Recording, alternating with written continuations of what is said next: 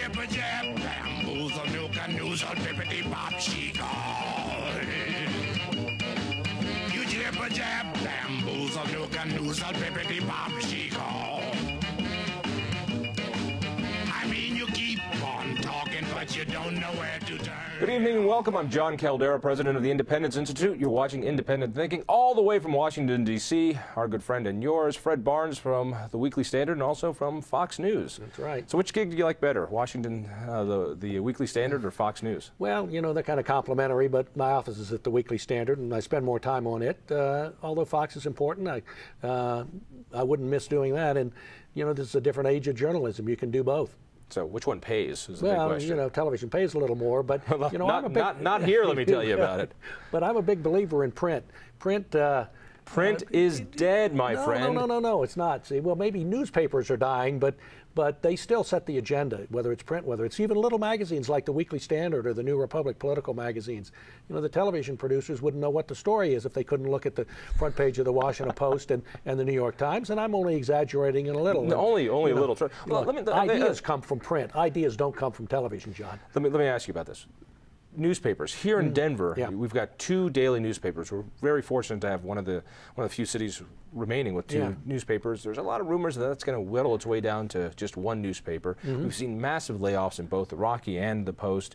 How does that compare to the rest of the nation? It compares exactly. Why? Because, I mean, for all the obvious reasons. Well, for all the obvious reasons. That remember, afternoon papers first died 20, 25 years ago, 30 years ago because of television news in the evening. Now what's killing papers in general is the internet.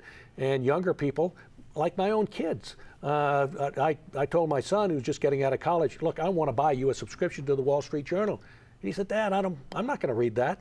I want to get it online. I don't want some paper. I'd heard from the Wall Street Journal folks that their online edition, one of the few papers that actually charges, I think it's like $35 a year, pretty reasonable, is actually making more money than their print edition and has a larger circulation at this point. Well, I wouldn't be surprised. It has about, I think, 1 million people, pay to get the Wall Street Journal online.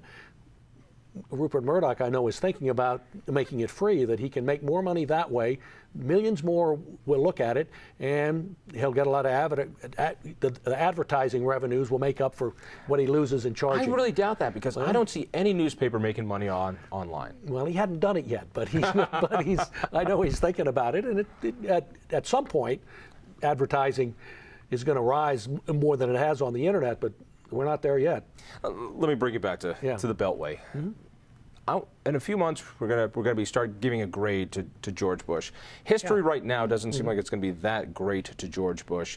Wasn't that great to Truman and some others, but over time that changed. Give me your perspective. Put out a prediction. Well, it takes about 20 years for it to change, if it's going to change, and it did with Truman, and people realized that, particularly in fighting and setting the containment policy and economic policies that really wound up helping to win the Cold War, but pointed in the right direction, saving Europe, the Marshall Plan, jumping in when Greece was threatened by the communists, going into Korea, which was not a popular war, but was a necessary war, in ultimately winning the battle against Soviet communism. So I'd go, look, anyway, going to Bush, Iraq is so dramatically changed that I think Iraq is going to wind up as a relatively stable democratic, pro-American government in the middle of the Middle East. All right, let me challenge you on this. Okay. Right now, you're probably in the minority that thinks that. Yeah, probably. And what gives you that reasoning to think that years to come, 20 years from now, we'll look at Iraq and go, wow, this is a relatively stable, pro-Western democracy that we have a footprint in? What makes you think that? Because look at the start they're off to now. No, and not just the elections, because elections you have to have elections, but they finally have a government, an elected government that is actually doing things. The army is well trained. The government has been dysfunctional, but is beginning to be functional. They are bringing Sunni and Shia together, and I think the future looks pretty good. Now, withdrawing all the American forces overnight would not be a good thing to do, but I don't think we're going to do that, at least not until Barack Obama becomes president, if he does. And look, just all the trends are in the right direction, and it's a country that's not going to be impoverished. They do have a heck of a lot of oil there, John. I know when I was over there talking to when I went there in 2004 and talked to American officials there, they think they could, Iraq, if it really got its oil industry going, could do 6 million barrels a day rather than the 2.5 it does now. It could be a very successful economy and a democratic country. Look, just because the terms could be, yes, you're right. It could be. You asked for my prediction, and that's what it is. I think Iraq is going to turn out well. You think 20 years from now, people look back and go, you know, that Bush, they really gave him a hard time while he was in office, but look what happened. He stood the course. I'll give him credit for this. On September 12th, 2001, I don't think any of us thought we would go for the next 7 years without a major attack on United States soil. And so far we haven't. Well, that's the other part of the Bush legacy, which I think will be good.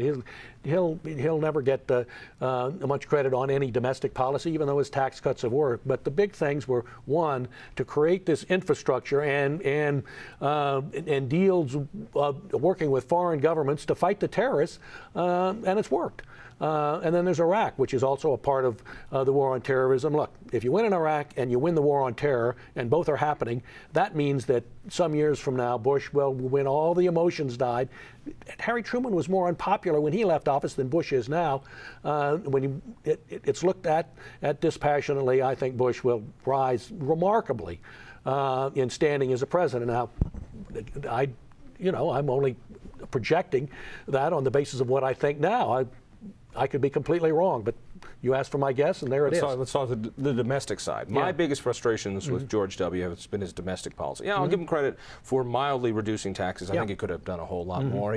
He brushed with the idea of doing something about Social Security. He exploded Medicare with the largest entitlement, farm subsidies, bridges to nowhere, and God Almighty, he took away the First Amendment with McCain-Feingold. You know, these things are not going to be looked at through history kindly. Well, a couple of them are worse than others. I mean, signing a president who signs McCain-Feingold thinking it's unconstitutional, but, well, I'll let the Supreme Court handle that.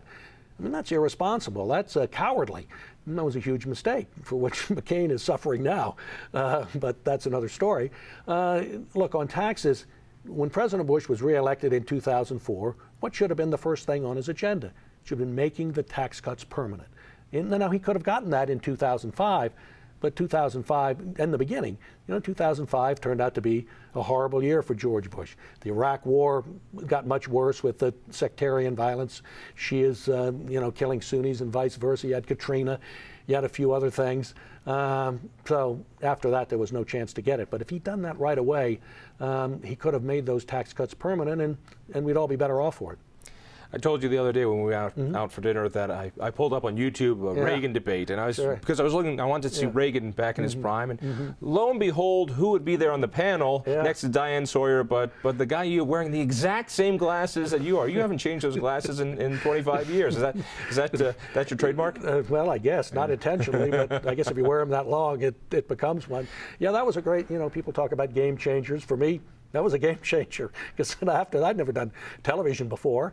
And in a presidential debate, you get a pretty big audience. And I was invited on some shows later that week, I think Face the Nation and the McLaughlin Group and so on. And I accepted all of them. I mean, I was just a print guy with the Baltimore Sun.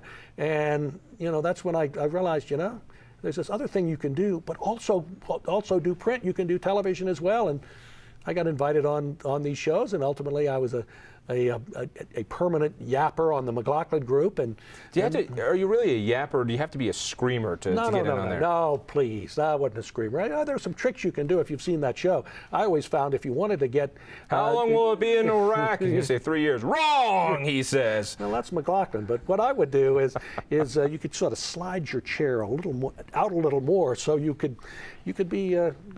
you could have a bigger, you could intervene more easily. Oh, well, I'll try that. Or I'd slide out at the end of my seat or something. It worked pretty well. But look, that show was fun. It was a hot show in the 80s and 90s, and it was fun to do. And I got along with the other people, and we may not have disagreed a lot on the show, but I got along with them pretty well, and it was fun to do. me ask you, I remember the Carter years. Fortunately, not favorably. No, not favorably, but fortunately, that was my old man's problem. My folks had to deal